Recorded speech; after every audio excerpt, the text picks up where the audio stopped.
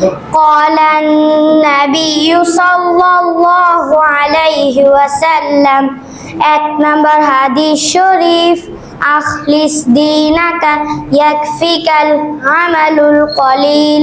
হাদিস শরীফের অর্থ তোমার ঈমানকে খাঁটি করো, অল্প আমলি নাজাতের জন্য যথেষ্ট হইবে। 2 নম্বর হাদিস শরীফ খায়রুকুম মান তাআল্লামাল কুরআনা ওয়া আল্লামা। হাদিস শরীফের অর্থ তোমাদের মধ্যে সর্বোত্তম ওই ব্যক্তি যিনি কোরআন মাজিদ শিক্ষা করেন এবং শিক্ষা দেয়। 3 নম্বর হাদিস শরীফ তলাবুল ইলমি ফারিদাতুন আলা কুল্লি মুসলিম। হাদিস শরীফের অর্থ দ্বীনি ইলম শিক্ষা করা প্রত্যেক মুসলমানের উপর ফরজ।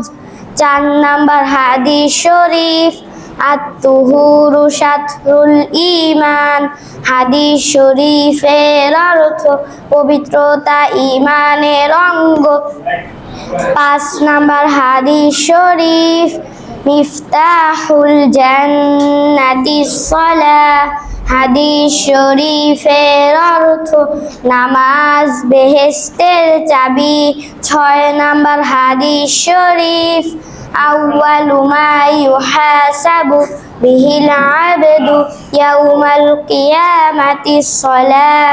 হাদিস শরীফের অর্থ কিয়ামতের দিন সর্বপ্রথম নামাজেরই হিসাব হইবে।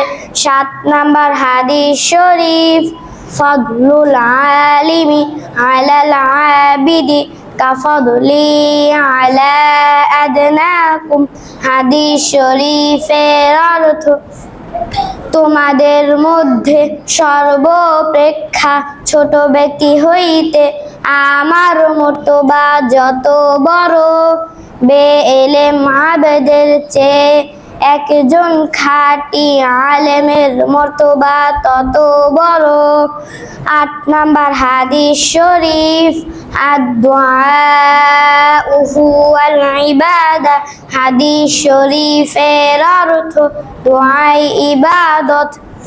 9 নম্বর হাদিস শরীফ মাল্লাম ইয়াসআলিল্লাহ ইয়াগদাব আলাইহি।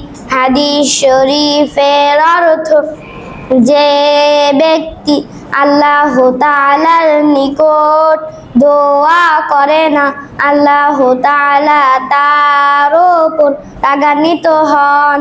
10 নম্বর হাদিস শরীফ লা ইয়ারহামুল্লাহু মান লা ইয়ারহামুন নাস।